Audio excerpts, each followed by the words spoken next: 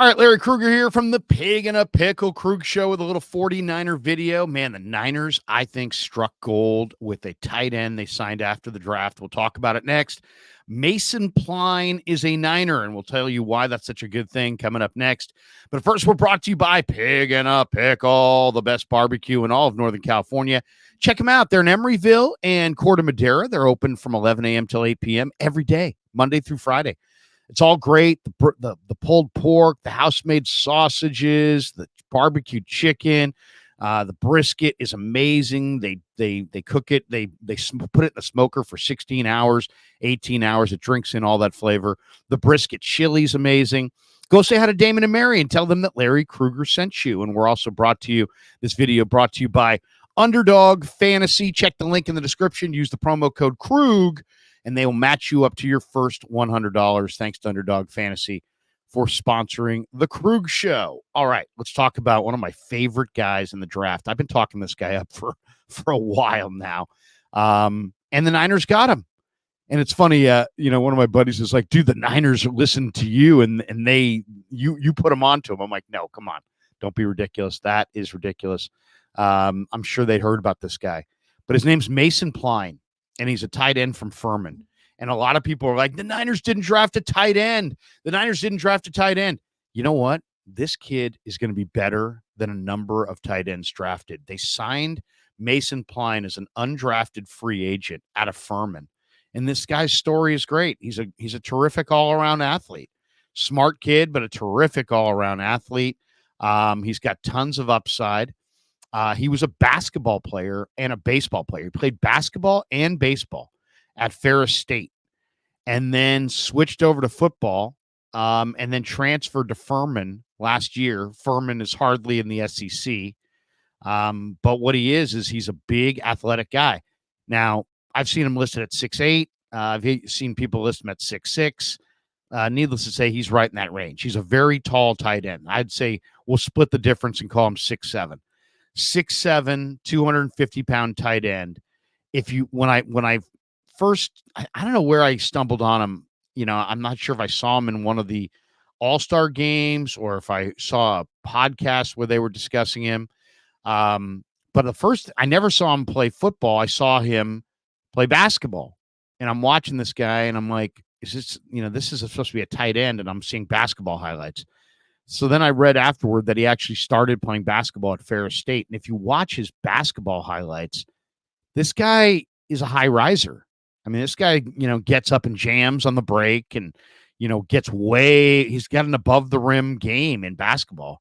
I think I saw him catch a reverse alley-oop and jam it. And I'm thinking to myself, this guy is plenty athletic to play tight end in the NFL. Every tight end in the NFL cannot reverse jam. You know what I mean? Every tight end in the NFL can't soar above the rim and one hand jam it in. I mean, this guy looked a little bit like an Aaron Gordon, and obviously Aaron Gordon is one of the great high risers in the NBA, and probably not a fair comparison, but the film I saw, this guy looked like this is a guy that gets way above the rim and has tons of athleticism, tons of balance, tons of vertical, tons of explosive lower body ability. I mean, he was really rising up and jamming. He was beating guys off the break. He was hustling on the glass. I mean, he really looked good as a basketball player. So now I'm intrigued, right? Because now I'm seeing an athlete, a true athlete. And then I start reading about the kid, and the story gets better and better and better. So, and then he transfers to Furman, and, the guy, got better as the season went on. And his best game was in the FCS playoffs at Montana, where he caught 9 balls for 78 yards, including a 13-yard touchdown catch in the back of the end zone. Once again, kind of rising up over a defender to make the catch. And you could see that basketball athleticism on the football field. And that catch sent the game to overtime. And then, he goes to the Hula Bowl. He impressed there. I had a buddy who was at the Shrine Bowl and said that he was impressive there. And now you're seeing him, going up against defensive players from, FBS schools. He might be going up against guys from Bama and Auburn and SEC players and Big Ten players and ACC players. So after the draft, according to what I've read, more than 10 teams wanted him after the draft. And the Niners were the most attractive team to him because they didn't draft a tight end, and he wants to become better as an inline blocker. Like all tight ends are one thing or another initially, right? So it's very rare that, oh, yeah, he's a dominant inline blocker and he's a big time receiver. Usually you're a receiving tight end that needs to work on your blocking, or you're a strong blocker who needs to work on his ability to separate and catch. And you've got limitations as a route runner. You have limitations as an athlete. You have limitations with your hands and how well you catch the football. This guy has no limitations with his athleticism or his hands. His route running needs to become a little bit better, but he's a good receiver. What he isn't is not a strong inline blocker. If he doesn't make the team, it will be because he can't stay in front of defensive ends. He can't block anybody. But according to what I've read, and Matt Barrows did a nice little breakdown of him as well in The Athletic this morning, that he wants to come to the Niners because he wants to learn under George Kittle, and he wants to learn how to block. He wants to learn how to, the nuances of being a strong inline blocker, and he wants to learn that from Kittle. Now, Pline did not run an impressive 40 time. It's not like this guy's running 4.4 or 4.5 or 4.6 or 4.7. He's actually 4.79 at his pro day, and which is slow.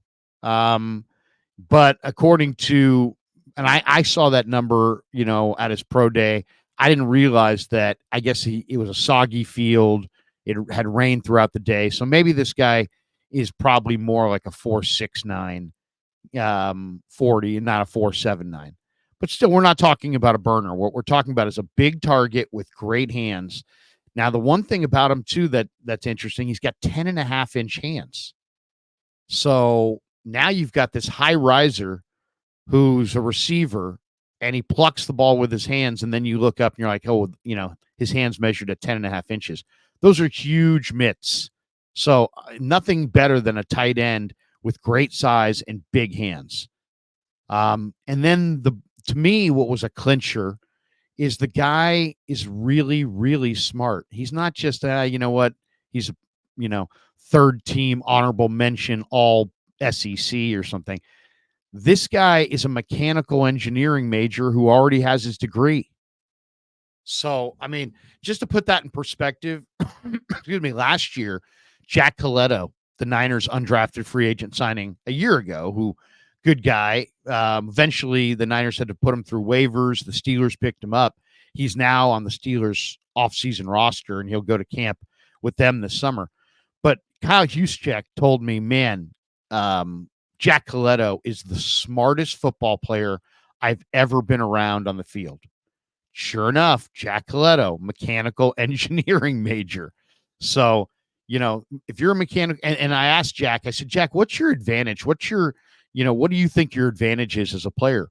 I did an interview with him last summer, and he's like, I can learn all of the formations, the formations and all the plays and all the different, spin-offs on all the plays and the play action game and the boot game and, all the different series that the Niners have. They probably have 7,000 plays, not 7,000, but maybe 700.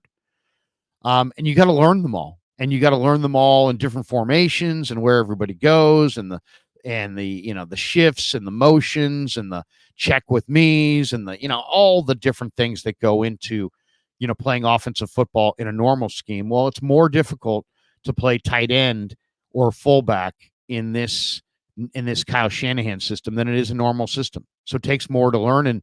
And you saw last year, I thought Cam Latu, what he struggled with last year as a tight end was he was just totally overwhelmed, I think, mentally by what was being thrown at him, and he just broke down. He couldn't catch anything. I expect Cam Latu to, he's either going to show up this year and know the offense like the back of his hand and catch the ball with a lot more consistency, or he's going to be cut and he's not going to make the team.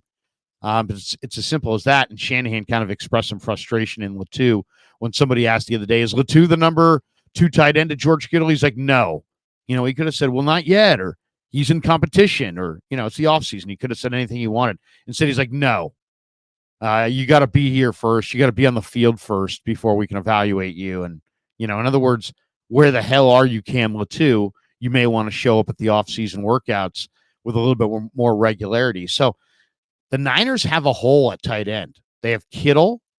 They have Cam Latu. They have Braden Willis, who's definitely undersized. They have Eric Saubert, who they brought in, who might compete for a spot.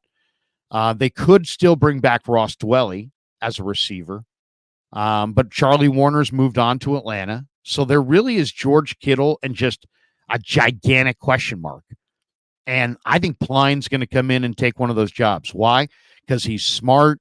He wants it. He's athletic. He's a huge target, big hands, super bright. He's going to be able to digest the offense. He's going to be able to, I think, grasp all of it, memorize all the plays. And I think Pline's going to take that second tight end spot. Now, he's not a blocker, so you're going to have to combine George Kittle, Mason Pline, and then one of these other guys has to be your blocking tight end. In addition to George, because you want to have two tight ends and one has to be able to block. They'll probably go with at least three for sure. They've gone with four tight ends a lot in the past.